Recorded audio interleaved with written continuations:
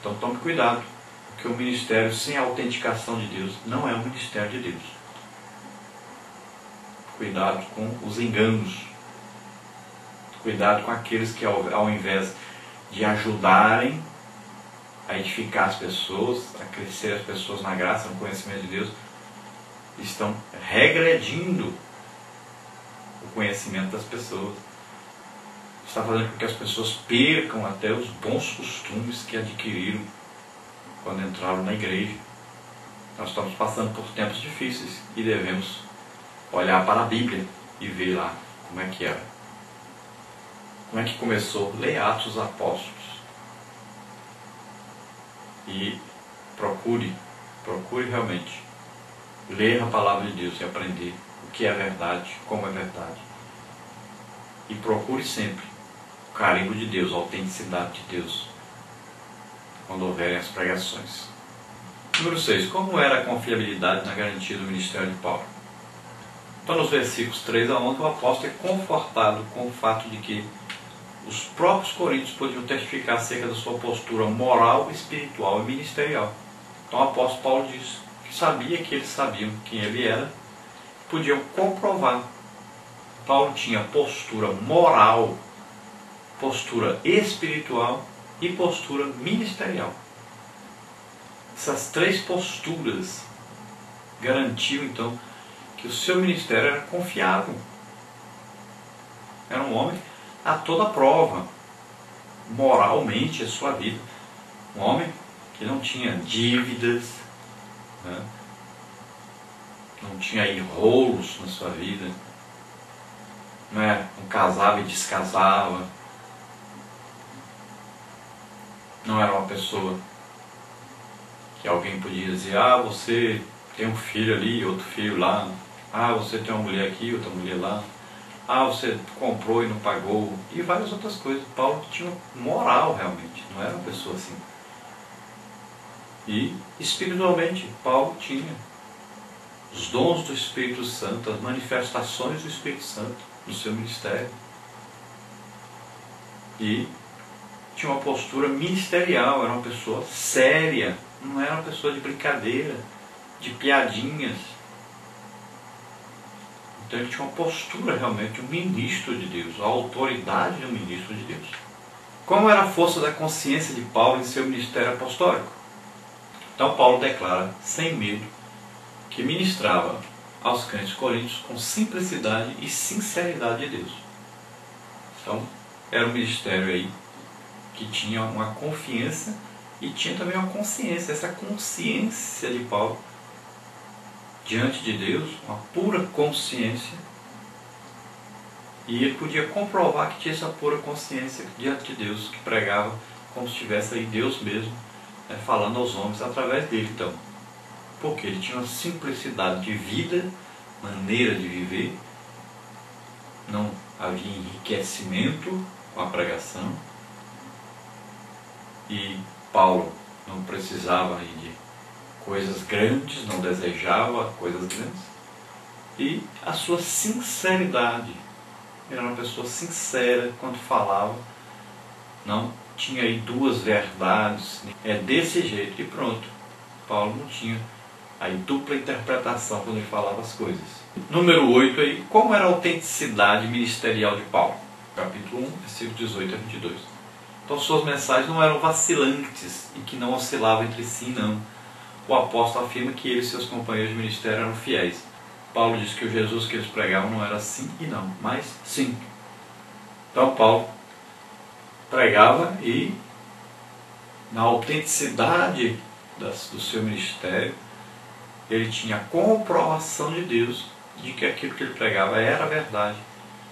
E não havia aí dubidade, né? Não havia aí dupla interpretação, porque ele pregava o que Deus gostaria de pregar, e Deus autenticava, confirmava isso com sinais e prodígios que seguiam a vida do ministério apostólico de Paulo. Número 9. Qual era a garantia da integridade da mensagem do apostolado paulino? Então, no versículo 21, Paulo declarou que a confirmação dos ministérios de seus companheiros era a unção que haviam recebido de Deus. Paulo declara que eles foram selados e receberam pelo Espírito Santo. O selo é um elemento que denota posse e autenticidade do documento. Em nossos tempos, denominamos carimbos ou autenticações os instrumentos investidos de poder que imprimem marcas de propriedade e garantia. Em Cristo, os crentes são selados com o Espírito Santo, tornando-se propriedade exclusiva do Senhor. Veja Efésios 1, 13 e 14. Bom, então como é esse selo que Paulo está falando? Do seu apostolado, do seu ministério.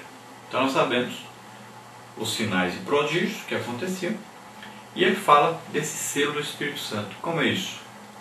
Imaginem um fazendeiro que tem vários bois. O que ele faz? Ele manda, com ferro quente ali, colocar ali em cada animal daquele a sua marca, né, que está selando, pertence a fulano. Ou então você vai a um cartório, autenticar um documento, né, ali um carimbo é colocado, dizendo é autêntico esse documento, é verdadeiro, combina com o original. Então assim também é o apostolado de Paulo, é o seu ministério. Deus autenticava, garantia que era realmente de Deus, que era autêntico, que era verdadeiro. E como é que isso acontecia? Através da manifestação do Espírito Santo. Então, quando nós aceitamos a Jesus como Senhor e Salvador, nós recebemos o selo de Deus, que é o Espírito Santo que vem morar em nós. Agora, quando nós pregamos a palavra de Deus, quando nós temos um ministério de Deus, então Deus, ele aprova esse ministério, carimba, né, dá a sua autenticação. Com o quê? Com a sua presença, assim como Jesus. Jesus foi conhecido como o milagreiro. Todo lugar que ele ia, milagres aconteciam. E a Bíblia diz que esses milagres eram o quê? Uma comprovação de que realmente ele era de Deus. Aí vem os apóstolos pregando e precisavam o quê? De uma autenticação. Os milagres aconteciam.